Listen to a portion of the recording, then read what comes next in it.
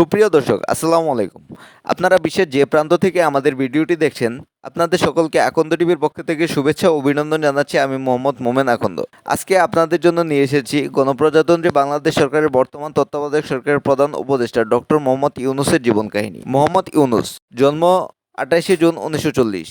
তিনি একজন সামাজিক উদ্যোক্তা, সমাজসেবক ও নোবেল পুরস্কার বিজয়ী। তিনি 2024 সালের 8ই আগস্ট থেকে বাংলাদেশের অন্তর্বর্তীকালীন সরকারের প্রধান উপদেষ্টা হিসেবে দায়িত্ব পালন করছেন। তিনি 2006 সালে গ্রামীণ ব্যাংক প্রতিষ্ঠা এবং ক্ষুদ্রঋণ ও ক্ষুদ্রবিত্ত ধারণার প্রেরণার জন্য নোবেল শান্তি পুরস্কার লাভ করেন। তিনি 2009 সালে যুক্তরাষ্ট্রের প্রেসিডেন্সিয়াল মেডেল অব ফ্রিডম এবং 2010 সালে কংগ্রেসিয়াল গোল্ড মেডেল সহ বিভিন্ন ধরনের জাতীয় ও আন্তর্জাতিক সম্মাননায় ভূষিত হন। তিনি সেই 7 জন ব্যক্তির একজন যারা নোবেল শান্তি পুরস্কার, যুক্তরাষ্ট্রের প্রেসিডেন্সিয়াল মেডেল অফ ফ্রিডম এবং মার্কিন যুক্তরাষ্ট্রের কংগ্রেসিয়াল গোল্ড মেডেল পেয়েছেন। মোহাম্মদ ইউনূস 1940 সালের 28শে জুন ব্রিটিশ ভারতের বাংলা প্রেসিডেন্সিয়াল বর্তমানে বাংলাদেশের চট্টগ্রামের হাটহাজারী কাপ্তাই সড়কের বথুরা গ্রামে একটি বাঙালি মুসলিম পরিবারে জন্মগ্রহণ করেন। 9 ভাই বোনের মধ্যে তিনি তৃতীয়। তার পিতা হাজী দুলাল মিয়া সওদাগর ছিলেন একজন জোহরি এবং তার মাতা সুফিয়া খাতুন। তার শৈশব কাটে গ্রামে।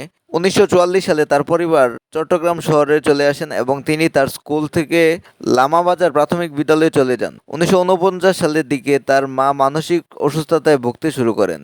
পরবর্তীতে চট্টগ্রাম কলেজিয়েট স্কুল থেকে মেট্রিকুলাস পরীক্ষায় উত্তীর্ণ হন এবং পূর্ব পাকিস্তানে 39,000 ছাত্রের মধ্যে 16তম স্থান অধিকার করেন। বিদ্যালয় জীবনে তিনি একজন সক্রিয় বয় স্কাউট ছিলেন এবং 1952 সালে পশ্চিম পাকিস্তান ও ভারতের এবং 1955 সালে কানাডার জাম্বুরিতে অংশগ্রহণ করেন।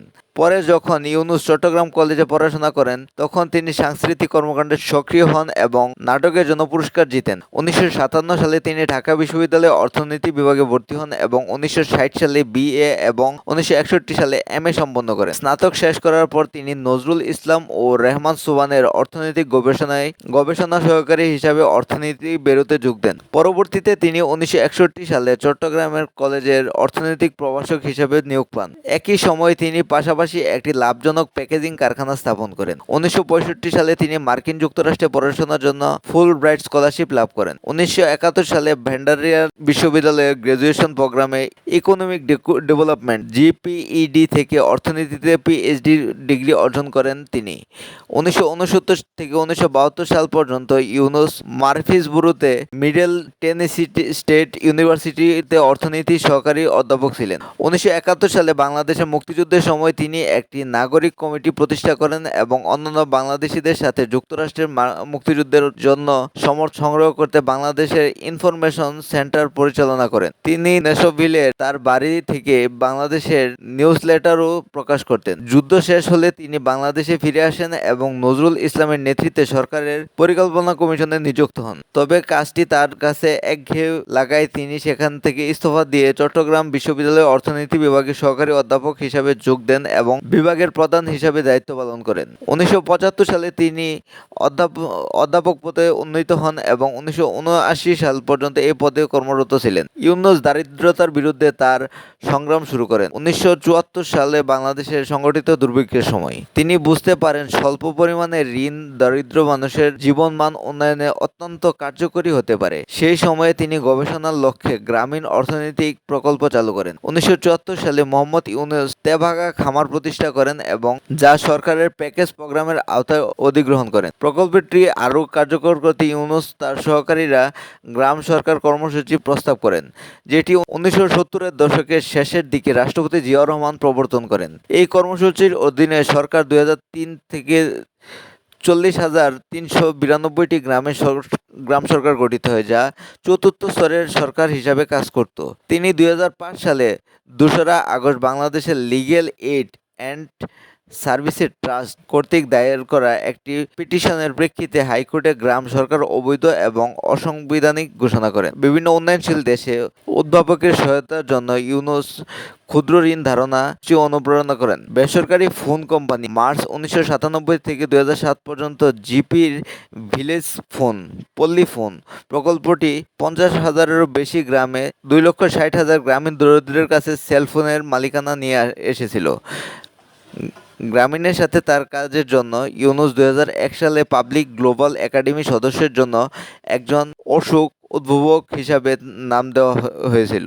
গ্রামীণ সোশ্যাল বিজনেস মডেল বইটিতে এর লেখক রশিদুল বারী লিখেছেন যে সারা বিশ্বে গ্রামীণ সামাজিক ব্যবসায়িক মডেল GSBM তত্ত্ব থেকে একটি অনুপ্রেরণামূলক অনুশীলনে পরিণত হয় যা নেতৃস্থানীয় বিশ্ববিদ্যালয় যেমন গ্লাসগো উদ্যোক্তাদের এবং কর্পোরেশনগুলো দ্বারা গৃহীত হয়েছিল।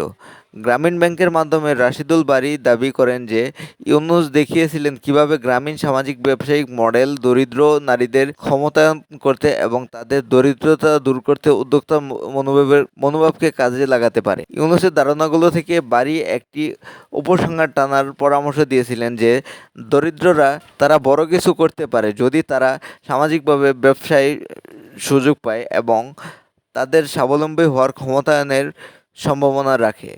ইউনূস এবং গ্রামীণ ব্যাংকে অর্থনৈতিক এবং সামাজিক উন্নয়নের প্রচেষ্টার জন্য 2006 সালে শান্তি নোবেল পুরস্কার প্রদান করা হয়েছিল। মোহাম্মদ ইউনূস নিজেকে এমন একটি নেতা হিসেবে প্রমাণ করেছেন যিনি লক্ষ লক্ষ মানুষের কল্যাণের জন্য দৃষ্টিভঙ্গি বাস্তবায়িক পদক্ষেপ রূপান্তর করতে সক্ষম হয়েছিলেন, শুধু বাংলাদেশে নয় বরং অন্যান্য অনেক দেশেও। অর্থনৈতিক নিরাপত্তা ছাড়াই দরিদ্র মানুষের ঋণ দেওয়া সম্ভব ধারণা মনে হয়েছিল।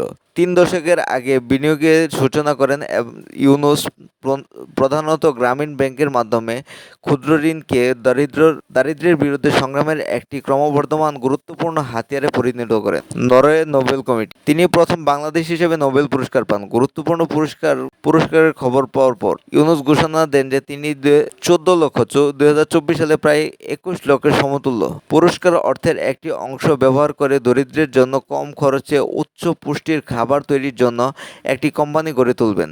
বাকিটা তার নিজের জেলা চট্টগ্রামের ইউনূস বিজ্ঞান ও প্রযুক্তি বিশ্ববিদ্যালয় স্থাপন এবং বাংলাদেশের দরিদ্রদের জন্য একটি চক্ষু হাসপাতাল প্রতিষ্ঠার জন্য ব্যবহার করবেন। প্রাক্তন মার্কিন প্রেসিডেন্ট বিল ক্লিনটন ইউনূসকে নোবেল পুরস্কার দেওয়ার পক্ষে জোরালো সমর্থন প্রদান করেন। 2002 সালে ক্যালিফোর্নিয়া বিশ্ববিদ্যালয় বার্কলিতে দেওয়া একটি ভাষণে প্রেসিডেন্ট ক্লিনটন ইউনূসকে এভাবে বর্ণনা করেন যে একজন ব্যক্তি হিসাবে যার অনেক আগেই নোবেল পুরস্কার পাওয়া উচিত ছিল এবং আমি এই কথা বলতে থাকবো যতক্ষণ না তার অবশেষে একটি দেওয়া হয়।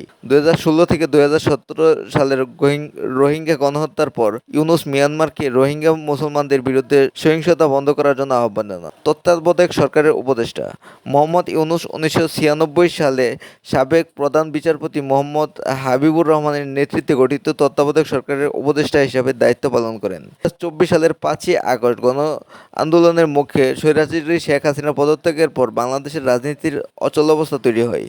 এই সময় বৈষম্য বিরোধী ছাত্র আন্দোলনকে বাংলাদেশ সরকারের অন্তর্বর্তীকালীন সরকারের প্রধান হিসাবে প্রস্তাব করে।